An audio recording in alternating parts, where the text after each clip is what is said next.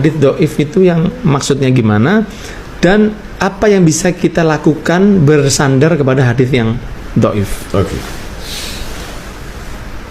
Hadis sahih syaratnya 5. Yang pertama ittisalus sanad, sanadnya bersambung. Imam Bukhari meriwayatkan dari Abdullah bin Maslamah, meriwayatkan dari Malik bin Anas, meriwayatkan dari Abu Zinad, meriwayatkan dari Al-A'raj, meriwayatkan dari Abu Hurairah, meriwayatkan dari Sayyidina Maulana Muhammad SAW. Allahumma shalli alaihi. Kalau putus sanadnya di bawah, maka disebut dengan hadis mu'allaq. Nah, Kalau putus sanadnya di atas, maka hadis disebut dengan hadis mursal. Nah. Kalau putus sanadnya di tengah, 2 berurutan, disebut dengan hadis mu'dhal. Kalau bukan mu'dhal, bukan mursal, bukan mu'allaq, berarti hadis munqati. Ini cacat pada sanad, maka dia menjadi dhaif. Tapi dhaif bukan maudhu'. Dia disebut dengan hadis maudhu', hadis palsu, ketika periwayatnya itu adalah kadzabun yadha'ul hadis, seorang pendusta yang membuat-buat hadis, baru dia hadis palsu. Maudhu'. Jadi kalau hadis maudhu', contoh al-bazinjan syifa'un min kulli da', terung obat dari segala macam penyakit. Yang buat siapa? Yang jual terung. Yang buat hadis itu siapa? Kadzabun yadha'ul hadis, pendusta. Jadi kalau kita generalisir secara umum, semua hadis dhaif sama dengan hadis maudhu', kita zalim. Karena hadis yang putus pada sanad, dia bukan hadis palsu. Berapa banyak hadis yang diriwayatkan oleh tabi'in tanpa menyebutkan sahabat Nabi. Imam Al-Hasan Al-Basri, lalu kemudian Imam Ibnul Musayyib, Imam Muhammad bin Idris Asy-Syafi'i menerima hadis mursal sebagai hujjah kalau yang meriwayatkannya Ibnul Musayyib. Kenapa? Lianna Ibnul Musayyib la yarwi illa an siqah. Karena dia hanya meriwayatkan hadis dari periwayat yang siqah, maka mustahil dia putus sanadnya. Syarat yang kedua hadis sahih adalah rawinya adil, menjauhi dosa besar, menghindari dosa kecil. Jadi tidak serta-merta kalau ada rawi itu yang kurang adil lalu hadisnya menjadi palsu, kecuali periwayat itu sangat-sangat pendusta, pembohong, penipu, membuat hadis palsu, baru disebut. Yang ketiga, hadisnya periwayatnya dhabit, kuat ingatan. Jadi kalau hanya sekedar fuhsul ghalat, banyak salah, mukhtalid setelah dia tua, pikun, maka hadisnya tidak palsu, hanya sekedar dhaif saja. Yang keempat, salamatun minasyudzuz, tidak bertentangan dengan riwayat lain. Syudzuz mukhalafatus thiqah liman huwa awsaq minhu, seorang periwayat yang terpercaya riwayatnya bertentangan dengan awsaq, yang lebih thiqah, maka hadis itu dhaif tapi bukan palsu.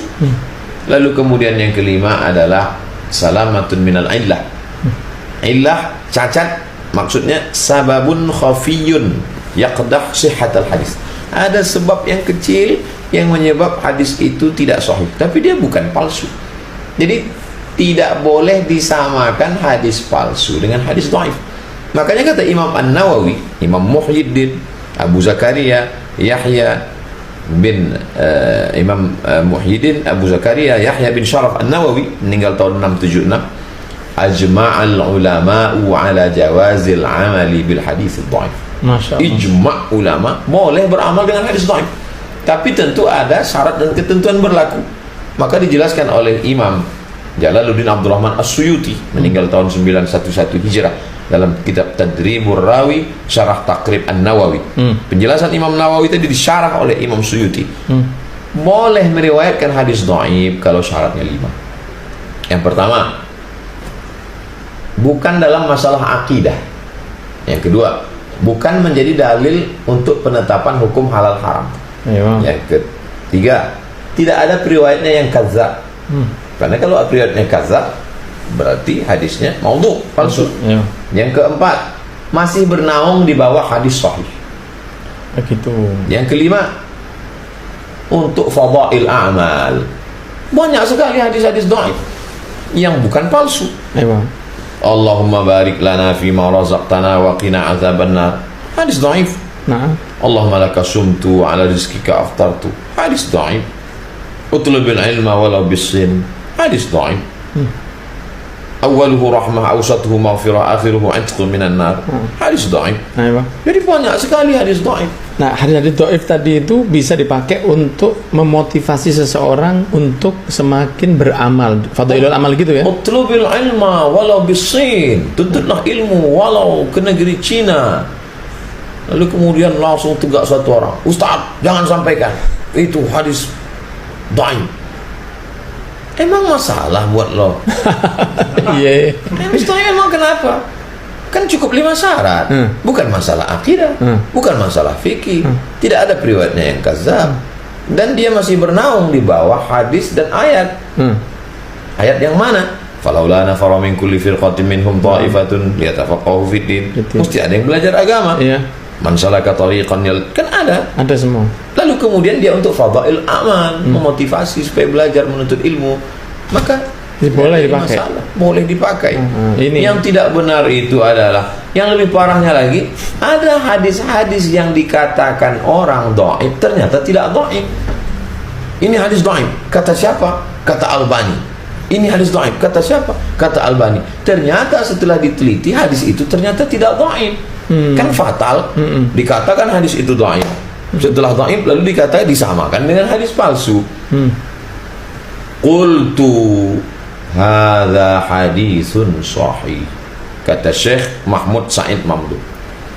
Syekh Mahmud Said Mamduh menyusun 7 jilid kitab.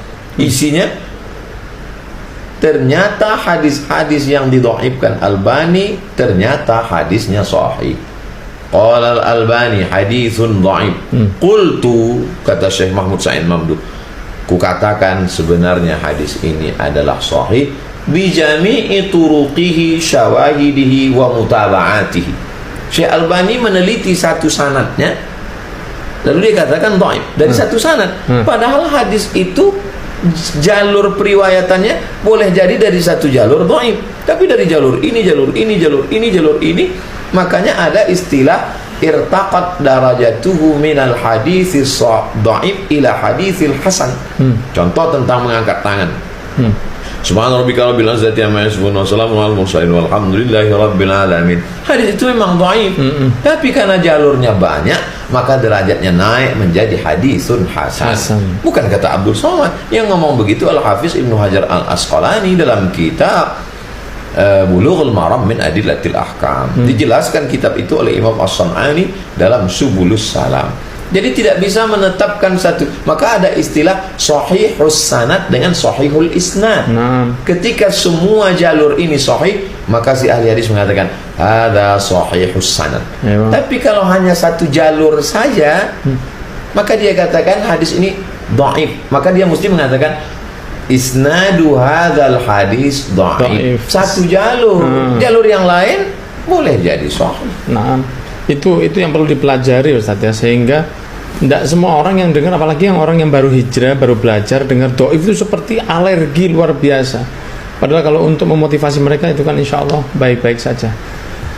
Sekarang kita masuk ke tanya jawab Ustaz ya. Langsung antum jawab aja secara spontan. Are you ready? Kamu bertanya. Oke Ustaz. Teh atau kopi Ustaz? Teh. Panas atau dingin? Panas. Healing ke gunung atau ke laut? Laut. Tablik akbar atau rutinan? Rutinan. Naik mobil atau naik motor? Motor. Pakai sepatu atau pakai sendal? Sepatu. Perjalanan naik pesawat atau darat? Pesawat. Olahraga yang paling disukai? Memanah